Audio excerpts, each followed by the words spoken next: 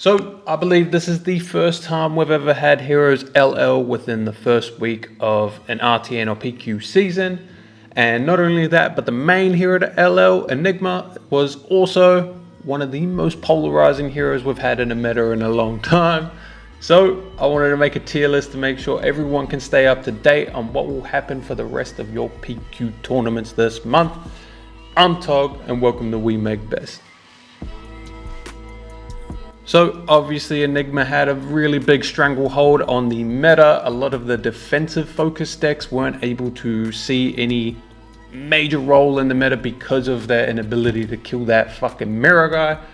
So expect to see a lot more defensive decks to be higher in the tier list, along with just the meta in general slowing down a bit and instead targeting what the top heroes will be instead. And with that said, I do like starting with the top heroes. That way when we get to the next ones, we can place them a lot more accurate based on if they have good matchups into the top heroes. You know the drill like that. And it's probably no surprise that Aurora is still going to be like a top deck. It's just the combo aggro archetype in this game is like just super strong. Like if you guys come from any other TCGs, like there's always that triangle of like the aggro deck should be able to pressure and kill the combo deck. Combo deck should be able to set up and beat the control decks, and then control decks should be able to beat the aggro decks, like stop their offense, whatever.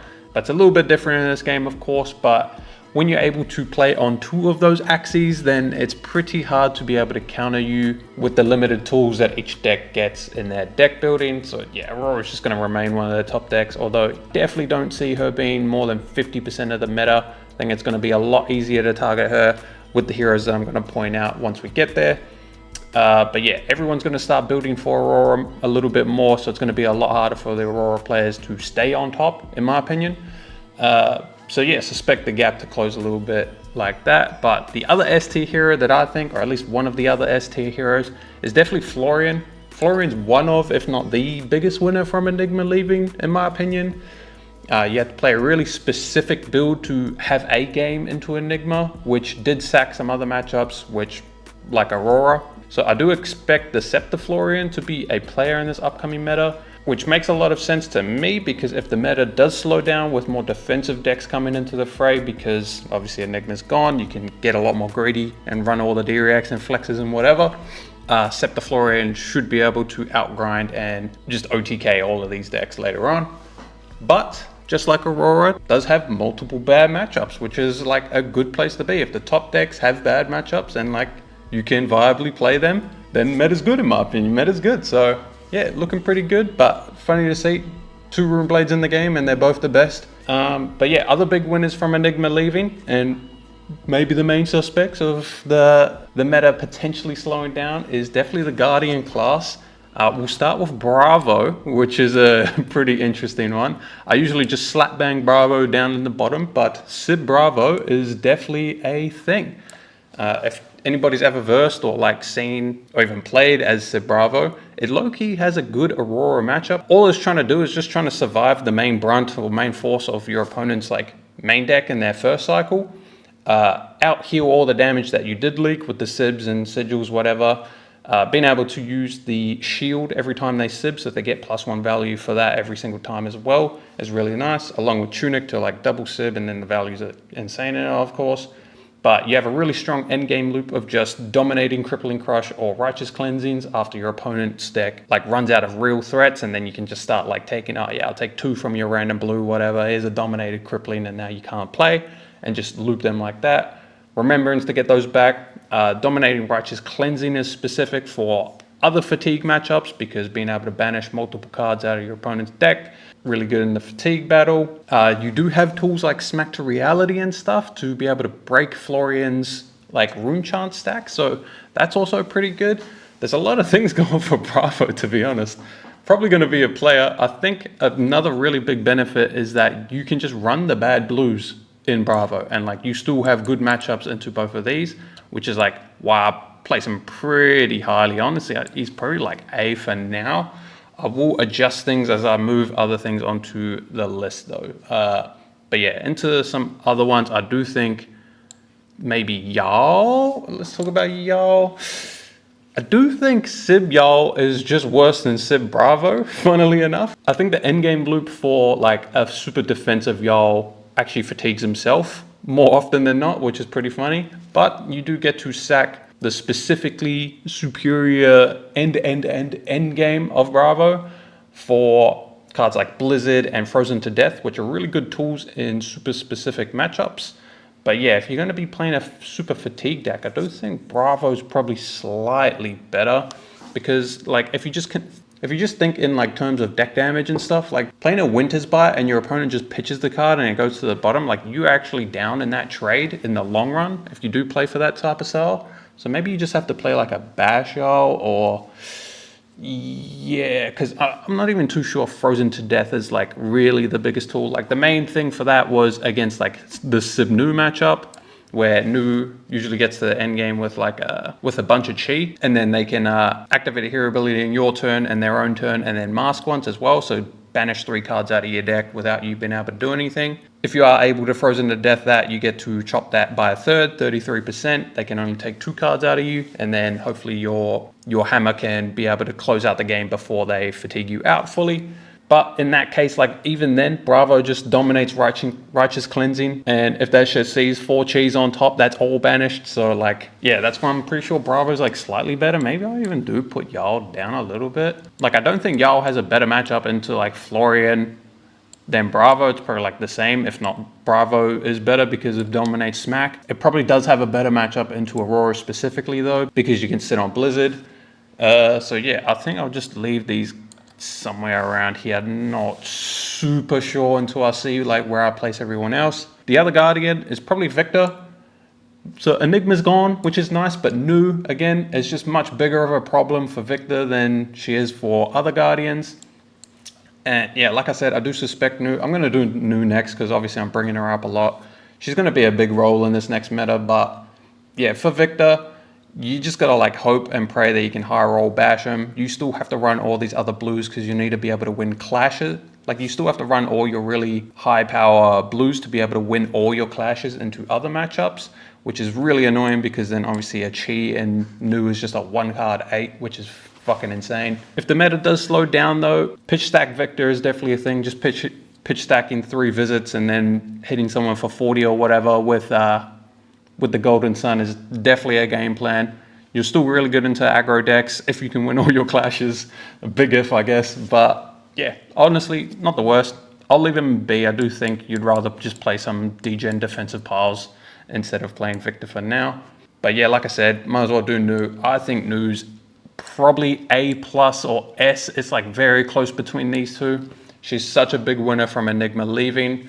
I know new decks were teched up the wazoo to be able to battle Enigma, so they could definitely use those slots now for whatever the new meta presents, which is like another boost for her in a sense. Like you lose a bad matchup and you get a ton of sideboard slots to be able to battle whatever now.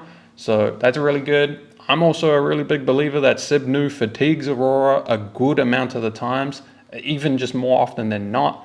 Like I actually thought Sib Nu was like fatiguing this a lot of times. But I'm pretty sure you just couldn't fit the 6 Sibs in your deck if you wanted to fight Enigma, and potentially that's why nobody ran it. And if that's the case, then obviously, yeah, like I said before, it's just like a double whammy for you. You get to fit your Sibs, beat the Aurora matchup, and then try and play into the others as well. Maybe Florian's still a little bit of a rough matchup, but it's definitely winnable from both sides. And she probably is just inherently the best fatigue deck in the game when you get to pair your broken disruption and like really good rates with the life gain from Sibs and whatever. And on top of that, banishes from the deck. I fucking hate the deck banishes so much, by the way. Games are just randomly fucking doomed on like turn 1 based on like if you banish like an Arc Lightning out of the Aurora's deck or like whatever. Like you just banish one of their key cards, banish a Germinate out of Florian's deck. Like it's like, how can I play it? It's just like, I don't know. It's such a stupid mechanic in my opinion. But yeah, she's the last of the Miss Vale heroes. Miss Vale Broken Heroes. She's probably deserves S. I'm going to leave her an S. Honestly, I could see her just being the best deck, to be honest.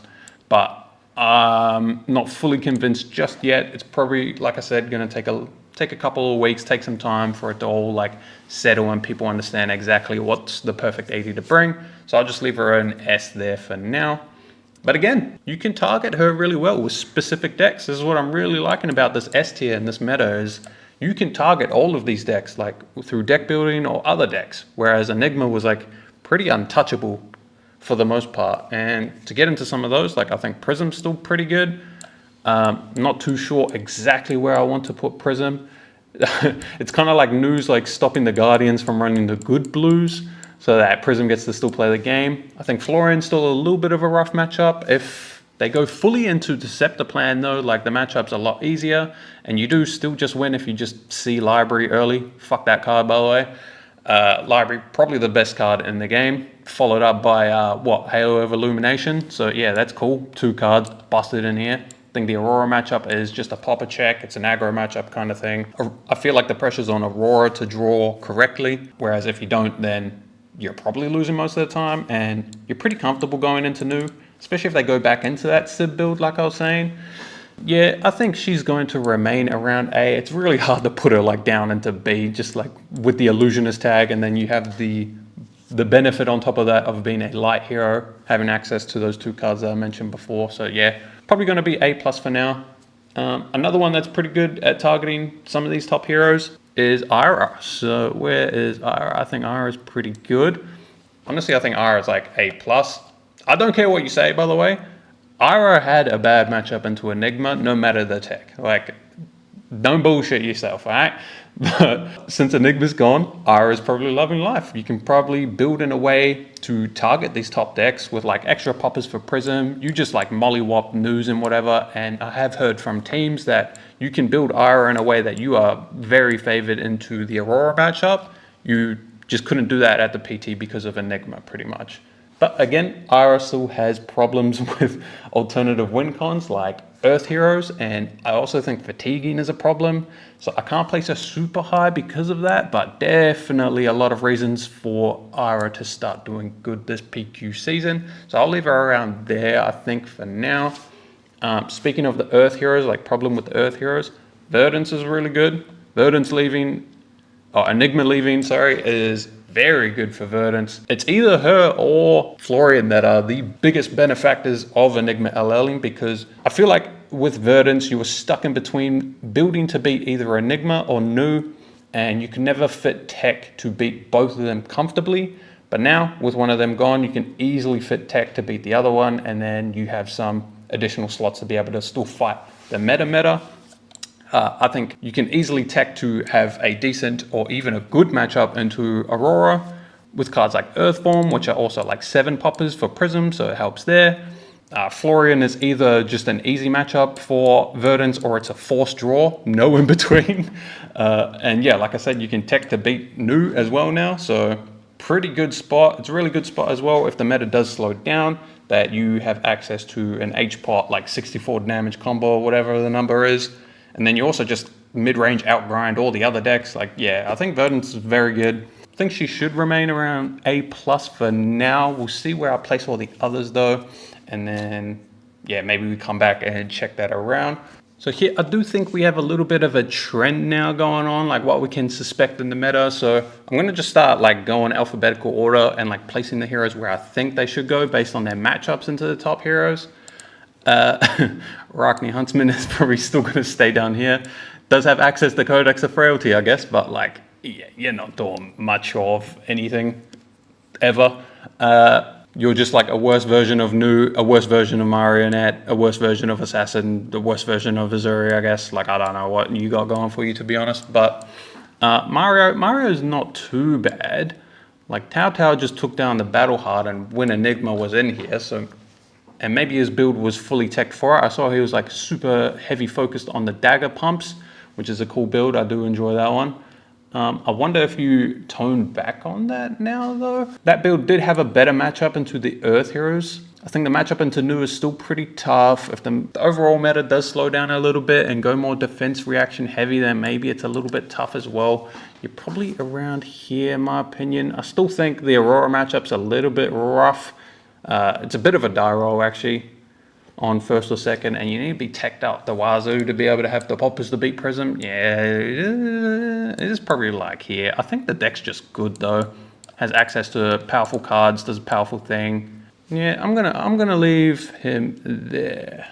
Azalea is just a good deck as well. Like Death Deal is broken, one of the best equipment / weapons you can have in the game. Like it's hard to put her like super low, but there's not really much red in the ledger heroes to be able to target yet. Although I feel like I'm gonna be putting some up later, so I want to leave her here for now. But yeah, I think the Florian matchup's like pretty bad for you. I think Verdance can tech for you. Prism matchup's not that great.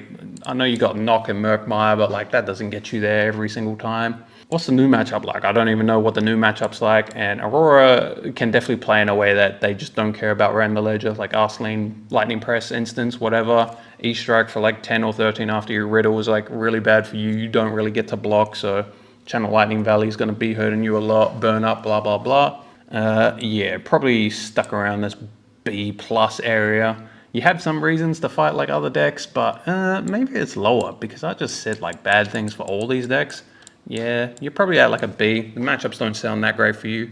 Betsy, you're probably not playing Betsy ever before you like, might as well just play Victor or some shit. I think she's more of the aggro slanted type of Guardian build instead of like these defensive Sib ones like these. So like you're just the worst Victor at that point.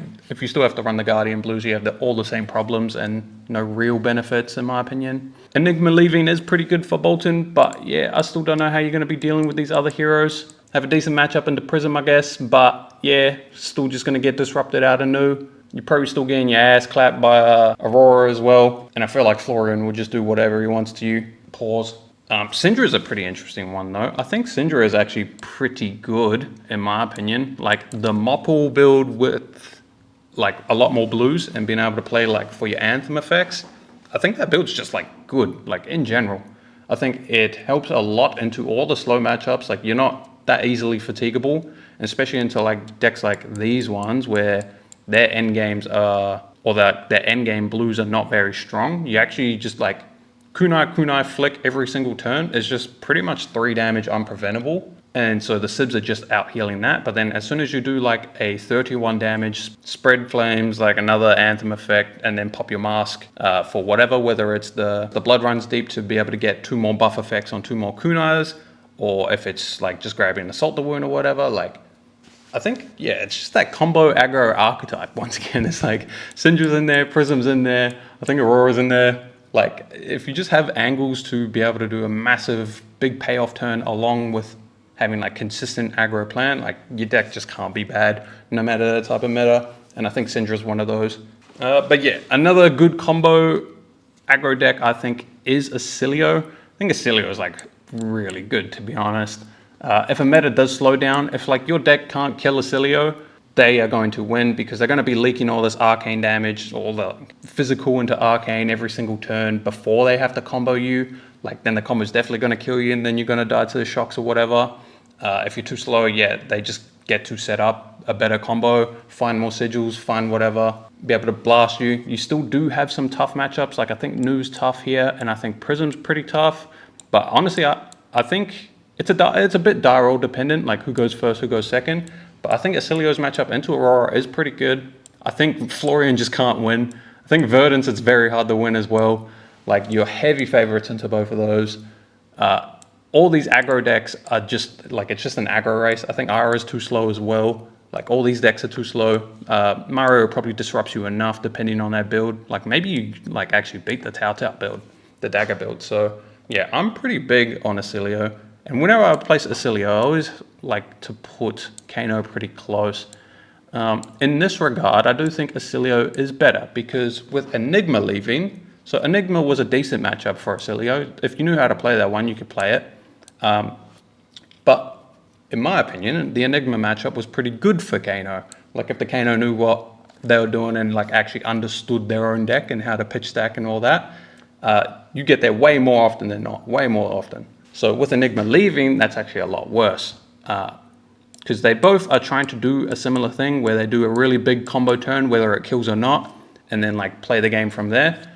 But the difference is Aurora running Shock Charmers hurts Kano a lot. Running Shock Charmers against Oscilio does not. So you could probably say that Oscilio is just the better Kano now. And if that's also the case, I was about to move Kano all the way down, but I think this matchup's fine. These can all be rough, to be honest. Like, Prism's just fucking 0% for both of these, unluckily. Nu is a fine matchup. You can definitely play it. Florian is just not going to be able to do enough. I don't even think the Scepter build gets there. Like, even if they bring Tiara or whatever, if the Kano has a player, but I will put him down a little bit. Verdance can be tough, depending on how much yum-yums they run. I think Verdance can be pretty tough for Kano. I'll place him there for now. Is he worse than these? It's actually very interesting when you're looking at these top heroes, like how they all intertwine with each other. Like, everyone has really good matchups into some, really bad matchups into others, but it's always still winnable. Like, the more I'm making this, like, the better I'm thinking this meta is gonna be. But yeah, I think Kano's probably around here. Honestly, you could probably see him go down a little bit, but I'm gonna be a little bit biased. I love Kano. Who else? We got Dash.io. I think if the meta does slow down a lot, then it's pretty hard to not get fatigued since High Octane's gone. Unban High Octane. But if all these decks do run Sib, then it's a lot more zero blocks. So, I don't know. You're kind of like a combo aggro deck, except your boost things can get in your own way and you can just like fumble over yourself and you run a lot of zero blocks. Yeah, I think you're probably like top of B for now, depending on where it all falls. Yeah, I'll probably leave it here for now. I think Florian's a hard matchup. I think you're good into Aurora, which is definitely a good spot to be in. I think Nu's pretty hard though. They can just banish your best cards, whatever. Prism isn't the worst. It's just an aggro mirror, I guess. You're probably getting fatigued by Verdance as well. Honestly, it's like half and half. I don't hate putting her there. I think Dio just does really strong things on their own. Pistol, little bit of control dash. I don't think you can play boost dash. There's no real reason without Octane, but yeah, control dash. I don't think you're good into Aurora. Let me think about it. Nah, yeah, probably not. I've heard, I don't know fully, but I heard that like Florian just beats you anyway. Nu's probably still hard. Just banish the top guy of your deck and just always win the game. But maybe you can get there against Nu. Prism would just be a popper check. Honestly, this doesn't look too bad for you. Verdance, I don't think you're putting on a good enough clock to be able to kill Verdance fast enough. Like, you're probably getting comboed before them. I don't hate the spot though. Like, there's a couple like fine ones in there, but as soon as you like start looking down to the A tier, then it's like a bit rough. Like, you're targeting a lot of these slow decks in here, but yeah, I don't think the meta's gonna like fully slow down like that. Especially if you're like just looking at all these heroes that have access to ways to be able to counter decks trying to play super slow. Dori, it's like still the same. I don't know. There was just a Warriors set released, but it felt like the Warriors didn't really get nothing, like nothing too spectacular. Obviously Enigma's gone, but if that means anything, then it means like there's going to be more defensive decks with more D-Reacts and whatever.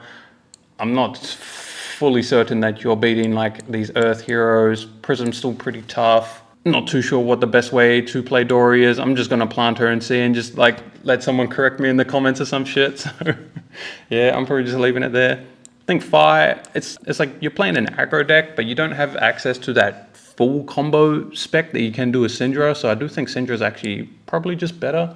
But you will just consistently do your thing. I think a really big benefit for this PQ season as well is that Passover is leaving. That was like, in my opinion, one of the big things holding back Fi was just against all the misspell heroes, they just pass over your fucking Phoenix and you lose like 10 points of value throughout the game from just that.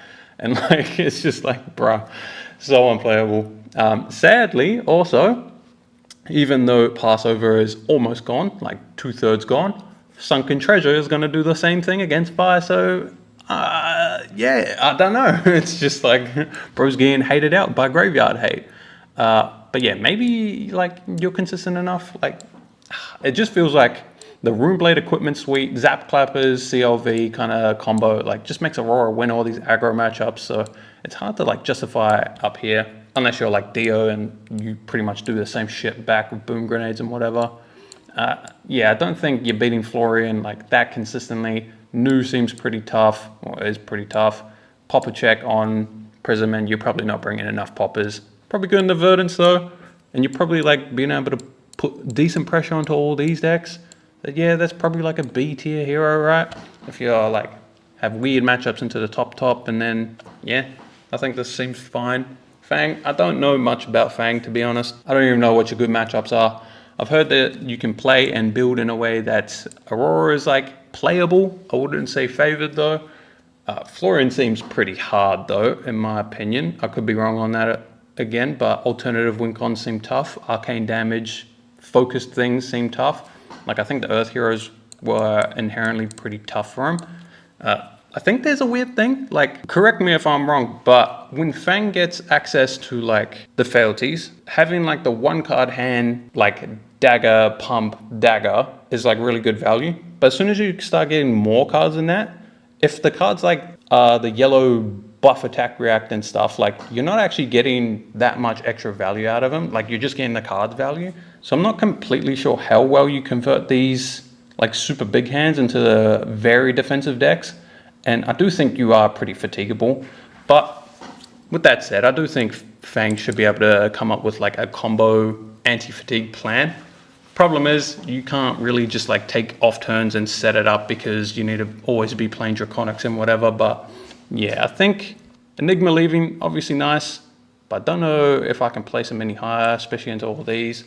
Like, you're probably good into new. Earth heroes seem tough. Wizards are definitely tough. These very fast, fast combo aggro decks, yeah, probably just another B hero deck. Kassai, I don't know. I don't think Kassai is very good. I know Enigma was a tough matchup, but so was Aurora, so was Florian. I don't think New's that particularly easy as well, because like Prism seems hard, Verdance seems hard, Wizards are hard, like combo aggro, yeah, probably still hard. Yeah, I don't know, it just seems pretty bad. If your opponent just blocks out your gold gen, then pretty tough. I think you're just waiting for more generic gold gen out of the next set, high Cs. Excited for that. Katsu, Unbanned Bonds of Ancestry, Zen's gone, please do it. Kayo, pretty big winner from Enigma leaving. That was a pretty tough matchup. For some reason, she was still able to like fully block all your turns except for your Blood Rush turns, and then still swing like one card 7 or whatever, some fucking bullshit like that. So you're pretty happy with that, but yeah, I don't think you're beating Florian.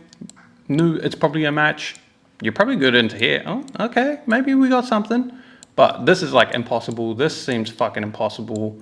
This is just an aggro matchup, like pretty die roll dependent. Pretty good though, and then not bad. Like, oh, that's not too bad. If you can just blood rush all these other fuckers, like maybe you alright. Yeah, maybe I'll chuck you around here. I don't know. Everything just seems like it's going to be fitting into B tier, not gonna lie. But yeah, I think it's something like this for him. I think having Shadow attached to the same benefits here, like taking off consistency for no real benefit, like your benefit is like endless more. That's it. And Dread Screamer, I guess.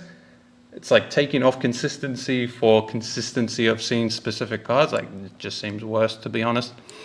Completely know the benefits of playing Levia over Kayo. I guess it's your demi hero, but is that big of a factor in these matchups? Probably not against Aurora and such. And probably getting your ass blooded like hell against Nuam, all that jazz. Yeah, and again, like, I don't think Brutes are beating Earth heroes. Maxx, yeah, Maxx. Just wait for Armory deck number 2, I think. Or I'm pretty sure, like, even with the Armory decks, he's still like really low. Maybe he's above Katsu. Maybe he's above Katsu. Like, I don't want to run hyperdrivers in my deck. I want to be able to run Teklo Foundry Heart because that chess piece is really good. I don't even think you run Bankbreaker, to be honest. I'm pretty sure you're still just meching, and it's like the best consistent plan because like the Bankbreaker, yeah, it gets you like this extra value from being able to swing a second time in a single turn, but you kind of lose that value previously by playing a hyperdriver from your hand. So like if you can just play it off of tokens, then it's fine. Like there's an angle there, but yeah, it's like you're just playing on rate kind of cards, except you're fatiguing yourself at the same time, which yeah, I think he's going to need an Armory deck number 2. Honestly, it's probably worse than Katsu. Olympia, probably down here as well. At least you can play like a full degen Sib 8 billion D-reacts and just hope you get there kind of thing. Rhinar? I swear to God, when it's in Eugene's hands, it's like up here or some shit. Like just some fucking bullshit combo like OTK your opponent real quick. I guess that is like a nice angle to have. Like, fuck the consistency of like Kayo and shit. Like, just roll scabs every turn and like just hope you intimidate, blast all these like heroes. Like, that actually is an angle to be able to like blast these earth heroes. But I don't think you're consistently beating Aurora like that. So yeah, you're probably down here as well. I can't justify putting the warriors below them though. Oh, can I? Like, at least they have angles? I don't know. It probably doesn't matter which order you put these ones in. Along with those ones, probably like Riptide. I don't know. Nice Enigma's band. But you still got to fight all these heroes up the top now, and that doesn't look that great for you. Riptide mains will probably disagree, but I need to see it to believe it. Teklo, if like a lot of people spec heavy into this stuff, then it's fine. But I don't think you're liking like these types of decks. Again, it's just these earth heroes are like gatekeeping, news gatekeeping some other classes. Prism gatekeeps some other shit. Like, I'm pretty sure all of these heroes are just like getting planted down. Uzuri's kind of the same. You could do the Shoma spec where you're new with a better mirror match, but are you like good into Florian? Probably not. Are you good at, like, you're definitely not good into Aurora, in my opinion. Some people will disagree with me. It's just, I feel like you can disrupt Aurora as Uzuri with your disruption, and they'll still send 4 cards 16 or whatever, and you lose the race through your disruption or whatever. So yeah, I don't think you're as bad as these other decks, like up to like here. Yeah, surely you're like here, right?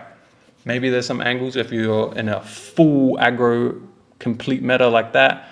Vynnset's a pretty interesting one. I did think Vynnset was pretty good previous meta. I still think Vynnset's matchup into Aurora is pretty good. Even if Aurora knows perfectly how to play the matchup and how to sideboard, it's very specific how you're meant to do it, then it's still like a fine matchup. Florian's pretty tough. Earth here, bro, it just keeps being Earth and all these like new matchups and shit are pretty tough. But like, this one's good for you, this one's good for you. These ones are tough. New is a skill matchup, but I'd lean on the side of it saying tough. Like, but I think your deck's inherently pretty good. I think you definitely should be like here. Slippy's a strong deck. I think Slippy is kind of just better Mario. Like, you lose the +1 effect, but you'll just always go again, which is like beneficial for specific cards like bonds and stuff. Enigma was a fine matchup for you, but I do think Slippy is just an annoying deck to deal with. I think Slippy's pretty fine. The new matchup isn't that bad. It's just a tempo matchup in my opinion. And yeah, we saw some tech at the PT. Maybe the Aurora matchup isn't that bad. I think you're more playable into the Earth Heroes than like a full dagger build Mario is, in my opinion. Like, your decks should be pretty good, but yeah, I do think this is probably where the meta would be. I'm trying to like double check everything. Honestly, this seems pretty fair in my opinion. But yeah, I don't know how long that video was. That was just a whole bunch of yapping. Tell me if you agree or disagree with any of the things that I placed in here. If my reasonings were absolute bullshit or whatever, like, hit me up, correct me in the comments if you want. But yeah, this is where I suspect the PQ season will end up being. It'll be really interesting to see if Aurora actually does LL by the end of the PQ season though, along with High Seas coming in, because that's a big meta warp after that. But I'm out. Peace.